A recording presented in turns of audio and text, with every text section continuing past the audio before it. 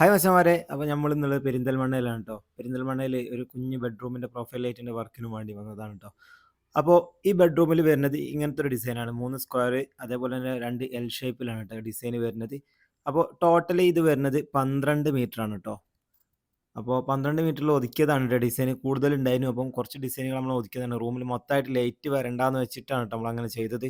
അപ്പോൾ വീഡിയോ കണ്ടിട്ട് എന്തായാലും അഭിപ്രായം പറയാം. അതേപോലെ തന്നെ നിങ്ങളെ സുഹൃത്തുക്കൾക്ക് ആർക്കെങ്കിലുമൊക്കെ വേണമെങ്കിൽ എന്ത് ചെയ്യാം, നമ്മളെ ബയോയിൽ നമ്മളെ നമ്പർ ഉണ്ട്. നമ്മളെ കോൺടാക്ട് ചെയ്യുന്നതാണ് ട്ടോ.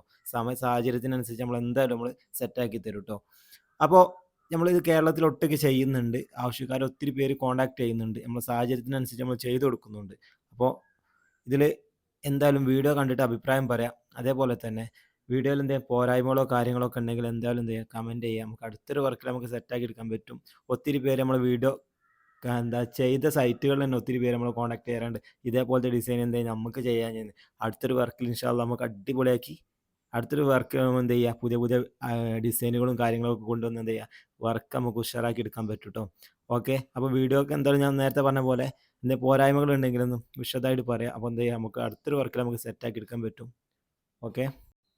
മച്ചാന്മാരെ, പിന്നെ പലരും പറയാൻ ചാൻസ് ഉണ്ട് ഈ ഫാൻ്റെ പൊസിഷൻ. എന്തായാലും ആ ഫാൻ അവിടുന്ന് മാറ്റുന്നുണ്ട് ട്ടോ. ഡിസൈന് ബുദ്ധിമുട്ടില്ലാത്ത ലെവലിൽ താൽക്കാലികം വെച്ചതാണേ.